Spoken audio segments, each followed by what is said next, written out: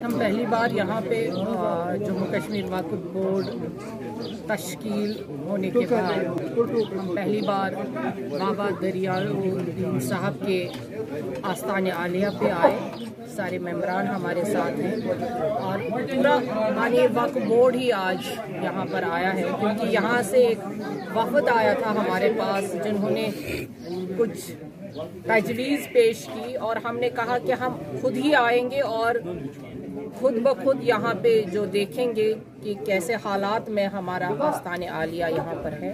हमारा फ़र्ज़ बनता है, वक्फ बोर्ड का ये काम है कि हर जगह पहुँचे जहाँ पे हमारी दरगाहें हैं, उनका असर नौ तश्कील होना बहुत ज़रूरी है, लाजमी है।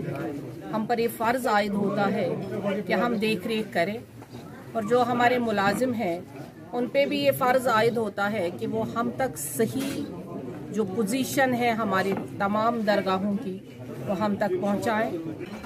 कैंसर हॉस्पिटल बनाना कोई छोटा सी डिस्पेंसरी बनाना नहीं है, उसके लिए बाज़ाब्ता एक अमल होता है, ज़मीन की तश्कील, उसके बाद एक प्लान बनेगा।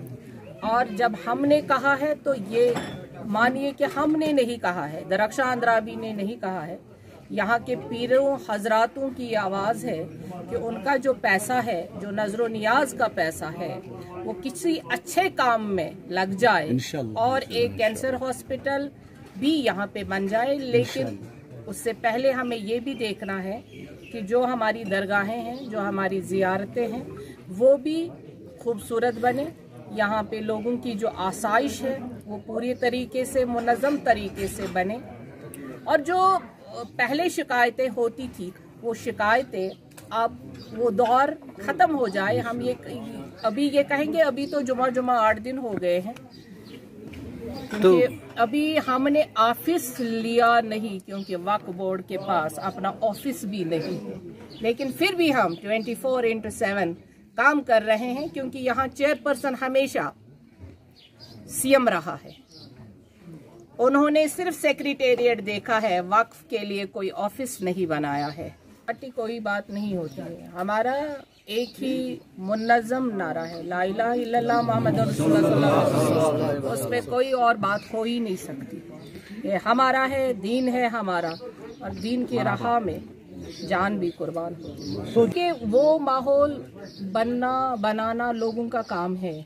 हमें ये देखना हम अपने दीन को कैसे बचाएं और हम अपने तरीके से कैसे अपने आप को मुनज़्ज़म करें। तो हर मामले में होगी इंशाअल्लाह रहमान, लेकिन गड्ढे मुर्दे उखाड़ने में हम टाइम ज़ाया नहीं करेंगे। हम अपने जो हमें काम करना है उसके हम झंडे गाड़ेंगे इंशाअल्लाह रहमान। जो फिर उन्होंने गलत किया है उनसे भी हिसाब लिया जाएगा।